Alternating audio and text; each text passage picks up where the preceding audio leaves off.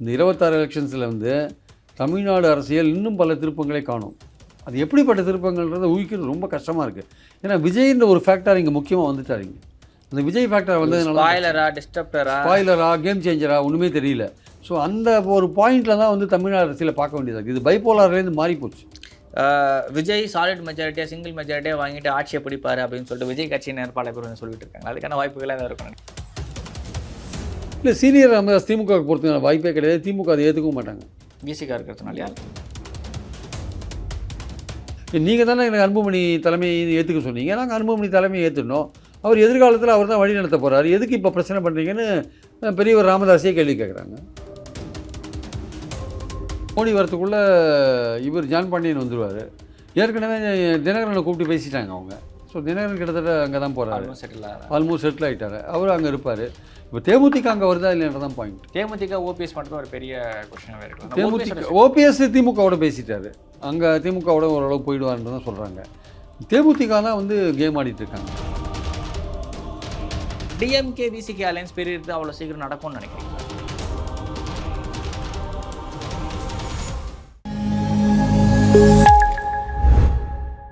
நாதஸ்நேயர்களுக்கு வணக்கம். அரசியல் பல பரபரப்பான கட்டங்களை நோக்கி நகர்ந்து கொண்டு இருக்கிறது. அது குறித்து விவரிக்க மூத்த பத்திரிகையாளர் திரு பிரியன் அவர்கள் நம்ம இணைந்திருக்கிறார். வணக்கம் சார்.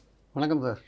சீனியர் ராமதாஸ் அவர்கள் எடுக்க போகும் முடிவு என்ன? திமுக பக்கம் போகிறாரா அதிமுக பக்கம் போகிறாரான்னு ஒரு மிகப்பெரிய கேள்வி இருக்குல்ல. நடுவில் விஜய் பக்கம் போகிறாருன்ற மாதிரி செய்திகள் எல்லாமே வந்துட்டு இருந்துச்சு.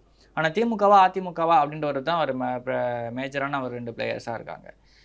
அதிமுக பக்கம் தான் ஆல்ரெடி வந்து ஜூனியர் ராமதாஸ் அன்புமணி அவர்களும் இருக்கார். அப்போது அந்த பக்கம் போவாரா போகமாட்டாரான்னு ஒரு மிகப்பெரிய ஒரு கேள்வி இருக்குது. அன்புமணி ராமதாஸ் பக்கம் வந்து பார்த்தீங்கன்னா ஷீட் ஷேட்டிங் பண்ணுறதுக்கான கூட்டணி பேச்சுவார்த்தை நடத்தக்கூடாது, அது அதிகாரம் இல்லாததுன்னு சொல்லிட்டு சீனியர் ராமதாஸ் அவர்கள் சொல்கிறாரு. அன்புமணிக்கு ஃபேவராக இருக்க 3 எம்எல்ஏவுமே வந்து இது பண்ணியிருக்காரு, தகுதி நீக்கம் பண்ணியிருக்காரு. தகுதி நீக்கம் சென்ஸ் கட்சியை விட்டு நீக்கிறன்ற மாதிரி அனௌன்ஸ்மெண்ட் கொடுத்துருக்காரு. இதெல்லாம் நம்ம எப்படி பார்க்கணும்? இல்லை, சீனியர் ராமதாஸ் திமுக பொறுத்தவரை வாய்ப்பே கிடையாது. திமுக அதை ஏற்றுக்கவும் மாட்டாங்க. விசிகா இருக்கிறதுனால விசிகா இருக்கிறதுனால அது மட்டும் இல்லை, அவரை சேர்க்கறதுனால இழப்புகள் தான் ஜாஸ்தியாக இருக்கும். 3 தேர்தலாக பாமக இல்லாத வின் பண்ணியிருக்காங்க.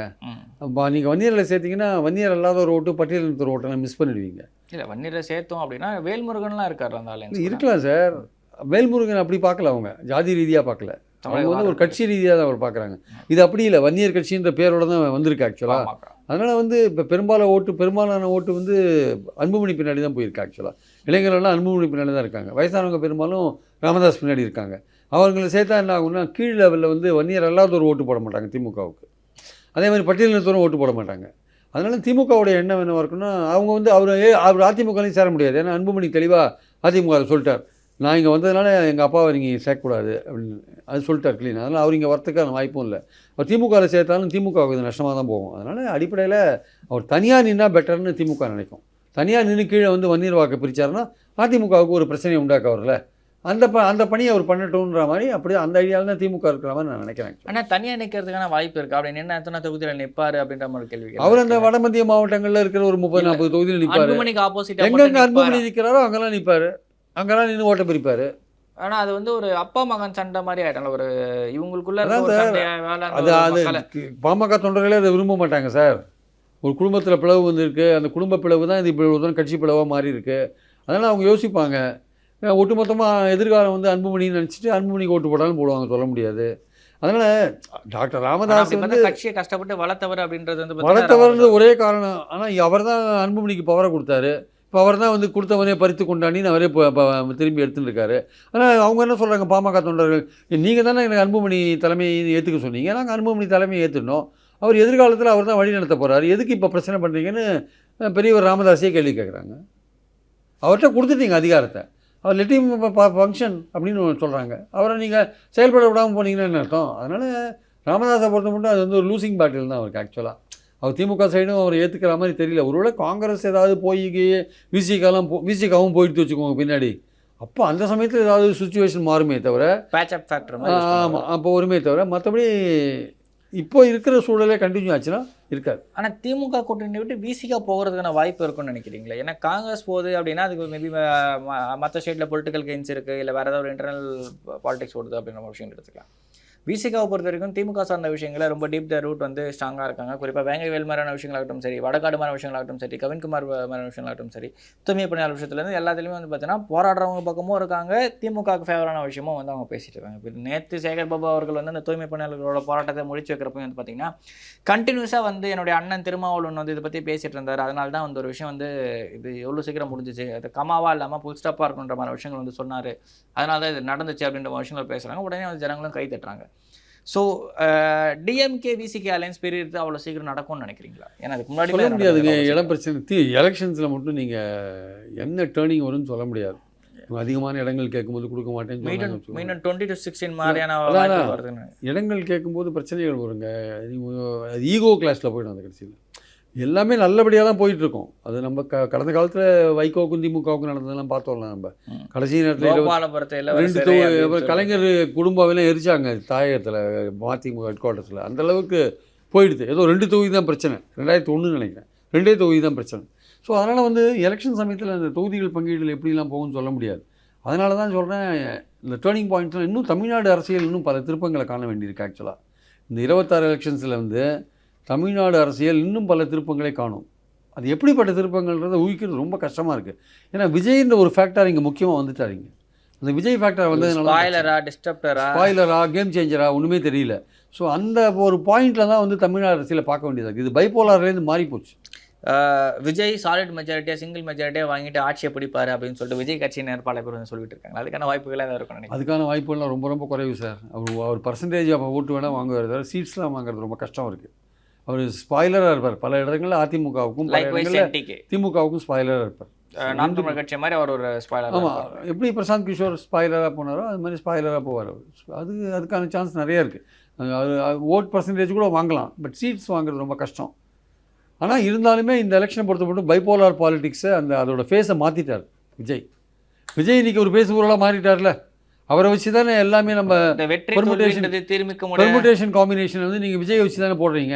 விஜய் பாஜகவுக்கு போவாரா, விஜய் காங்கிரஸ் போய் தாவேக்காட்ட சேருமா, அப்படி தானே தினகரன் விஜய்கிட்ட போவாரா, விசிகா பின்னாடி ஃபாலோ பண்ணுமா, விஜய் என்ன பண்ண போகிறார், விஜய் வந்து அல்டிமேட்டாக என்ன டிசைட் பண்ண போகிறார், இல்லை அதிமுக பாஜக விட்டுட்டு வந்து விஜயோட சேருமா, அங்கே வந்து இடப்பிரச்சனைகள் அது இதுன்னு வந்து கடைசி நேரத்தில் உங்கள் கூட்டணியே வேண்டான்னு அதிமுக விட்டுட்டு நேராக விஜயோட வந்து சேர்ந்தா என்ன பண்ணுவீங்க? அதுக்கான வாய்ப்பெல்லாம் இருக்கும். அது வந்து சேர்ந்த பிறகு அதோட காங்கிரஸ் வந்து சேர்ந்துட்டு என்ன பண்ணுவீங்க? அது இன்னும் பயங்கரமாயிடுமே. அது சொல்ல முடியாது சார். பாலிடிக்ஸ் வந்து அன்ஸ்டேபிளான politics is an art of இம்பாசிபிலிட்டிஸ்னு ஒரு பழமொழி இருக்குது. அது வந்து நடக்கக்கூடாது நடக்காதுன்னு நீங்கள் நினைக்கிற விஷயங்கள்லாம் நடக்கிறதுக்கான வாய்ப்புகள் இருக்குது. ஸோ இந்த election is going to be பயங்கர டேர்னிங் திருப்பு முனைகளோடு இருக்கிற எலெக்ஷன் என்னுடைய அபிப்பிராயம்.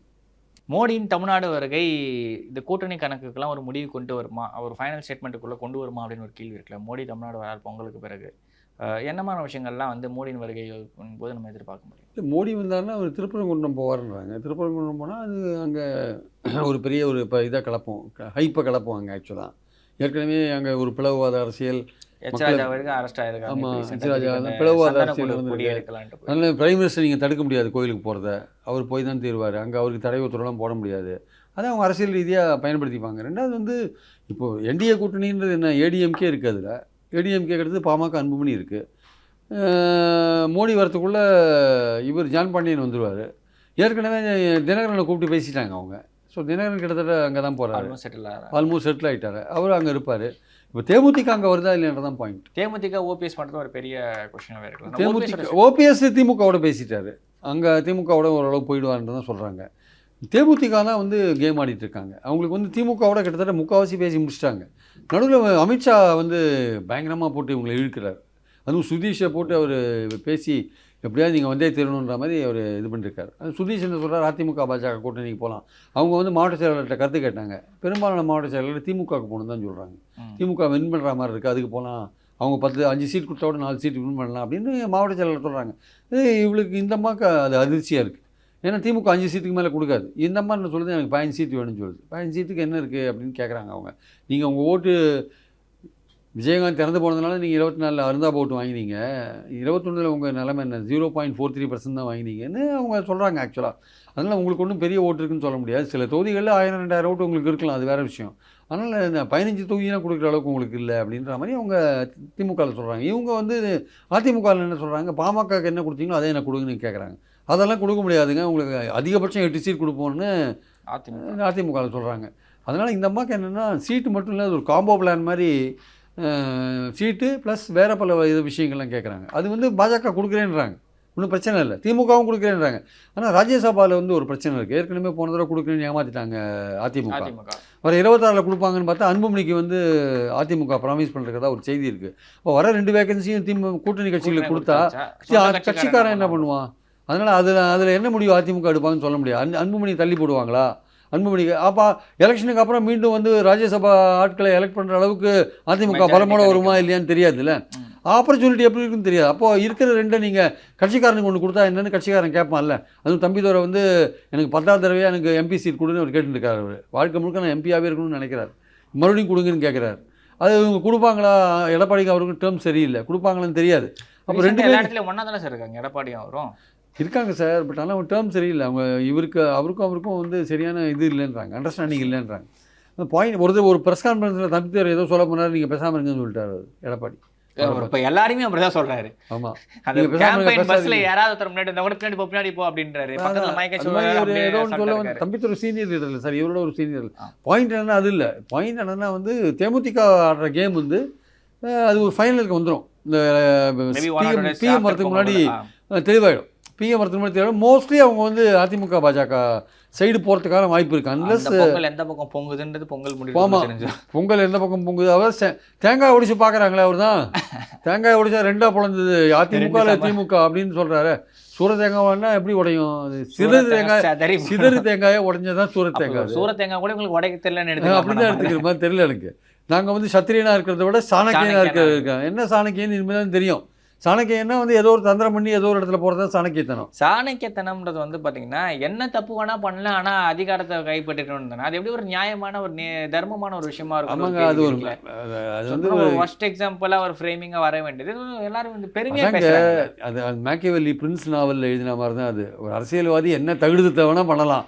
அரசியலில் தன்னை வந்து தக்க வச்சுக்கிறதுக்காகவும் பதவியை தக்க வச்சுக்கிறதுக்காகவும் பதவியை பிடிக்கிறதுக்காகவும் என்ன தகுதித்தை வேணால் பண்ணலான்றது மேக்கியவெல்லி பிரின்ஸில் சொல்லிருக்கிற ஒரு விஷயம், நாவலில் சொல்லியிருக்காரு. அதுதான் கிட்டத்தட்ட இன்றைக்கி இருக்கிற அரசியல்வாதிகள் பண்ணுறாங்க. அதுதான் தேமுதிகவும் பண்ணும். அரசியலில் வந்து தக்க இடம் பிடிக்கிறதுக்காக, தகுந்த இடத்த பிடிக்கிறதுக்காக அவங்க ஆனால் அதுக்கு வெவ்வேறு பேர் கொடுப்பாங்க. நாங்கள் வந்து சாணக்கியத்தனம் பண்ணுவோம், சத்திரியனாக இருக்க மாட்டோம், அப்படி இப்படி நாங்கள் ரொம்ப புத்திசாலித்தனம் பண்ணுவோம், மக்கள் நலனுக்காக கூட்டணி சேருவோம். இந்த சத்திரியத்தனம்னா இப்போ எத்தனை போராட்டம் மக்களுக்காக தேமுதிக இறங்கி காலத்தில் பண்ணிச்சு. தூய்மை பணியாளர் போராட்டம் பண்ணிச்சு. அதிமுக என்னது அரசு ஊழியர்கள் போராட்டத்துக்கு ஏதாவது கண்டுக்கினாங்களா?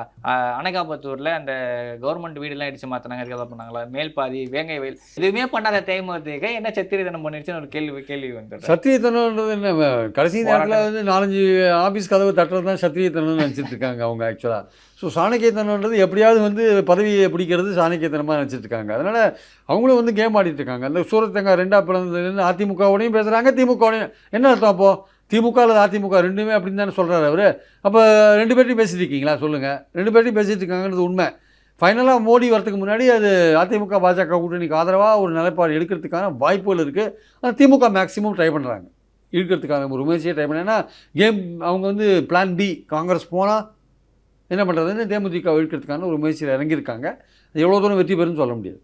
இவ்வளோ நேரம் உங்களை பொன்னான நேரத்தை எங்களோட பகிர்ந்து வைக்கிறேன் சார். தேங்க்யூ.